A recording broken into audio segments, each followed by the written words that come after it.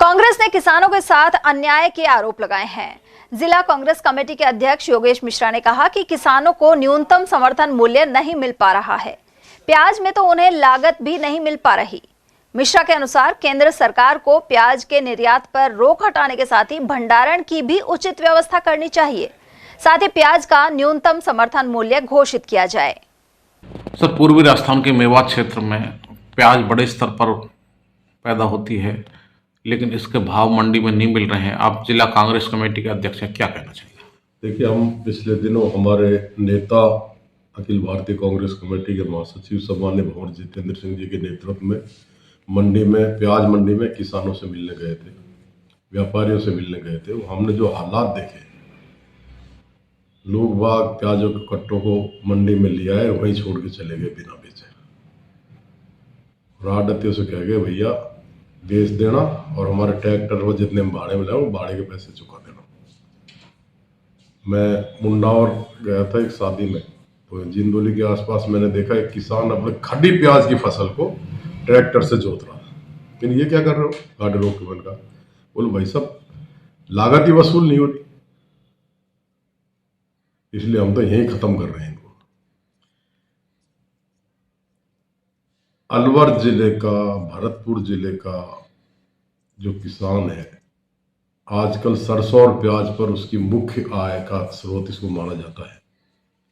और पिछले साल प्याज के भाव ठीक ठाक रहे तो किसानों ने प्याज बहुत ज़्यादा बो दी, लेकिन डबल इंजन की सरकार ने प्याज का एक्सपोर्ट बंद कर दिया, जिससे दुर्गति हो रही है। लोग नाड़ों में प्याजों को फेंक रहे हैं। जो प्याज 20 और 25 रुपए किलो बिकती थी, आज 2 रुपये, 3 रुपये, 4 रुपये किलो में ठेलियों पर आप ले लो।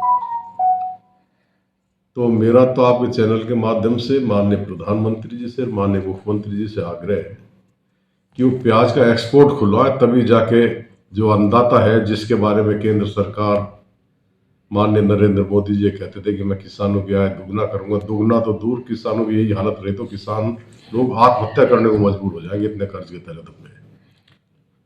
सर, भारतीय जनता पार्टी की सरकार को नहीं पता कि किसान की ये हालत है, प्याज के दाव नहीं मिल रहे हैं, लागत भी नहीं निकल रही है, तो सरकार फिर इसका निर्यात क्यों नहीं करना चाहती? केंद्र सरकार, भारतीय जनता पार्टी की सरकार के चाल चरित्र और चेहरे सब अलग अलग हैं।